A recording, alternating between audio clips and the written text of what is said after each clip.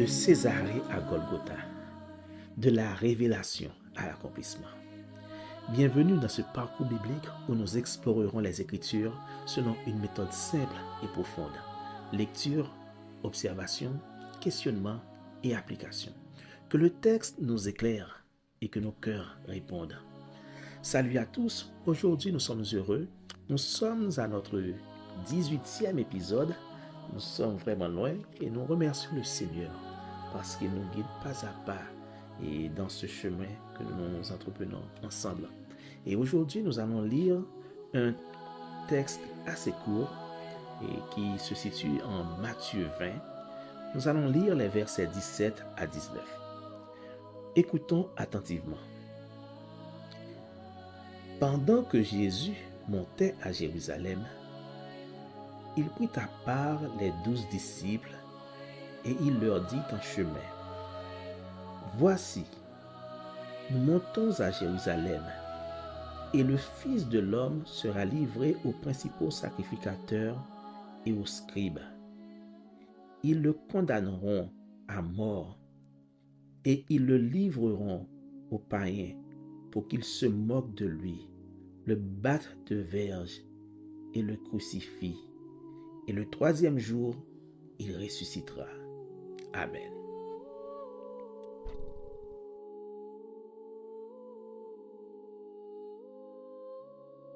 Comme d'habitude, faisons des observations. Et nous faisons une première observation, c'est que ce texte, c'est comme quelque chose qu'on a déjà lu dans les épisodes précédents. Oui, effectivement, et on peut remarquer que Jésus a déjà annoncé sa mort à ses disciples, d'abord en Matthieu 16, les versets 21 à 23, ensuite en Matthieu 17, les versets 22 à 25. Alors, nous allons essayer de voir pourquoi il est en train de faire cela. Ce que nous considérons aussi, c'est que lorsqu'il fait cette annonce, il prend toujours ses disciples, les 12, à part. Et c'est pendant qu'il est en chemin, cette fois-ci, qu'il leur annonce à nouveau sa mort. Et il leur dit, voici, nous montons à Jérusalem. C'est la destination, c'est là qu'ils vont. Et là, qu'est-ce qui va se passer? Le Fils de l'homme sera livré. Mais dans cette portion de lecture, nous voyons qu'il a été livré, ou bien qu'il va être livré 2 fois.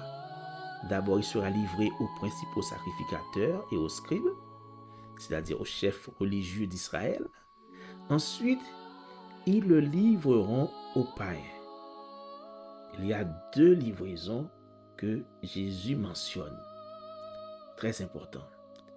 Et ensuite, ce que nous remarquons qu'il y a des détails qu'on n'avait pas eus lors des dernières annonces.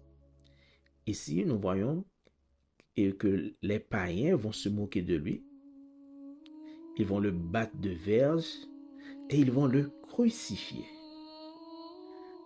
Dans les précédents passages, et à titre de rappel, nous allons voir Matthieu 16, versets 22 et 23. Et en Matthieu 16, versets 21 à 23, qu'est-ce que nous voyons que Jésus avait dit? Il a dit, il fallait qu'il aille à Jérusalem pour qu'il souffre beaucoup de la part des anciens, des principaux sacrificateurs et des scribes, qu'il soit mis à mort. Ici, on ne sait pas vraiment si ce sont les scribes qui vont le mettre à mort et qu'il ressuscite le 3e jour. Par contre, et en Matthieu 17, nous voyons qu'il dit « Le Fils de l'homme doit être livré ». Ici, il ajoute la notion de livraison.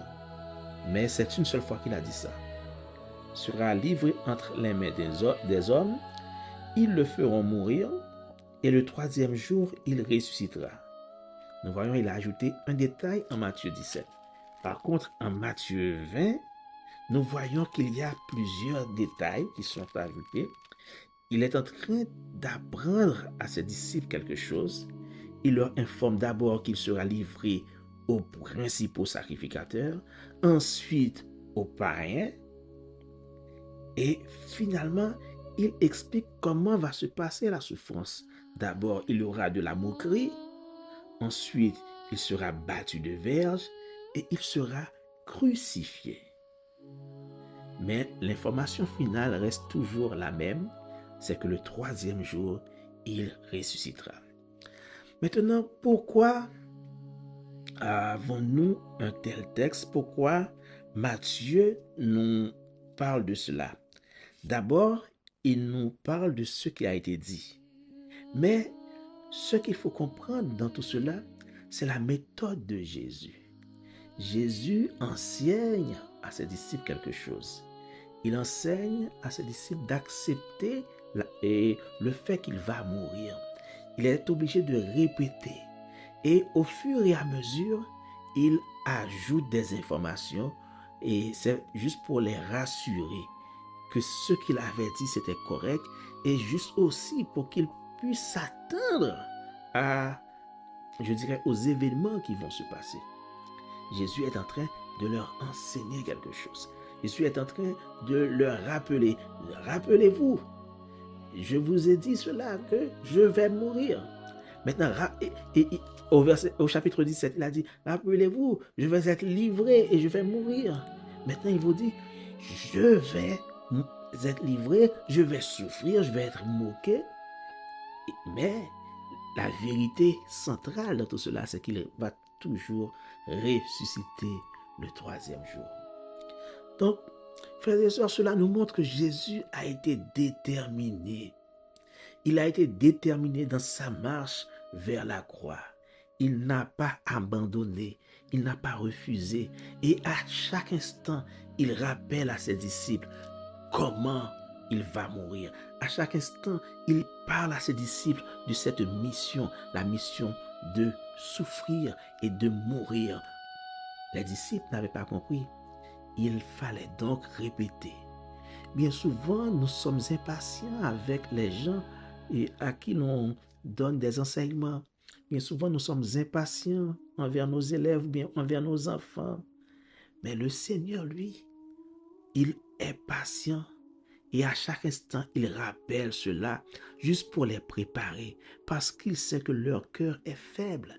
Il sait qu'ils ne pourraient jamais s'attendre à ce que leur maître, avec qui ils ont vécu pendant plus de 2 ans, pourrait mourir. Un maître qui a fait tant de miracles, comment pourrait-il mourir? Alors il prépare leur cœur à cette souffrance et leur annonce déjà qu'après la souffrance, il y a quelque chose de glorieux, à savoir la résurrection. Donc, frères et sœurs, nous devons prendre ce temps d'admirer la méthode de Jésus.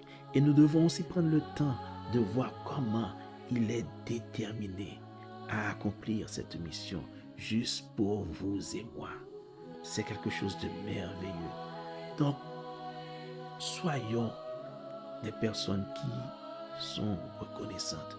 Soyons reconnaissants envers notre Seigneur. Considérons chaque jour comment ça a été important pour lui, cette mission. Comment la croix, la mort dont il va souffrir, c'est une mort importante et qui a beaucoup de prix à ses yeux. Il ne peut pas s'en défaire. Il ne peut pas nier, il ne peut pas refuser cette tâche. Il l'accomplira quand même. Donc, frères et sœurs, c'est ce Christ-là que nous servons. C'est celui-là. C'est une personne qui est déterminée.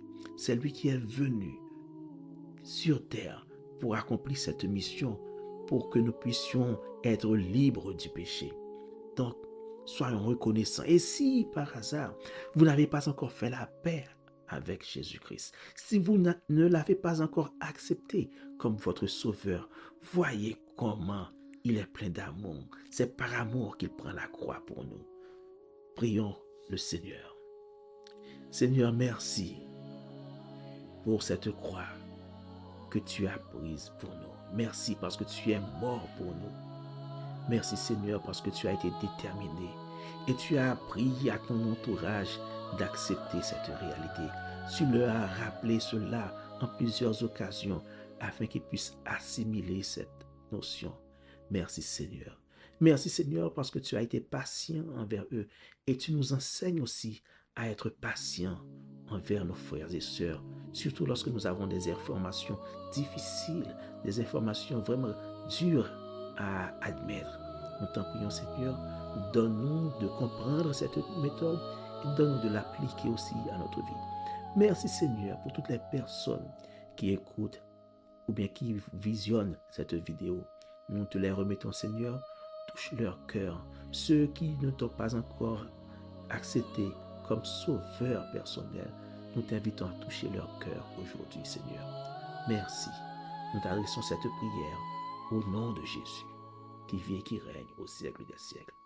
Amen. Amen. Donc, merci. Et aujourd'hui, nous avons été courts et nous souhaitons que vous êtes bénis. Et rappelez-vous, le chemin vers Golgotha passe toujours par la patience. Jésus a été patient en tant qu'enseignant. Il a pris le temps pour donner à ses disciples assez d'informations d'une façon graduelle. Nous aussi, nous devons être patients l'un envers les autres, l'un envers l'autre, parce que le chemin vers Golgotha passe par la détermination et par la patience. Que le Seigneur vous bénisse. À demain, si Dieu veut, pour notre 19e épisode.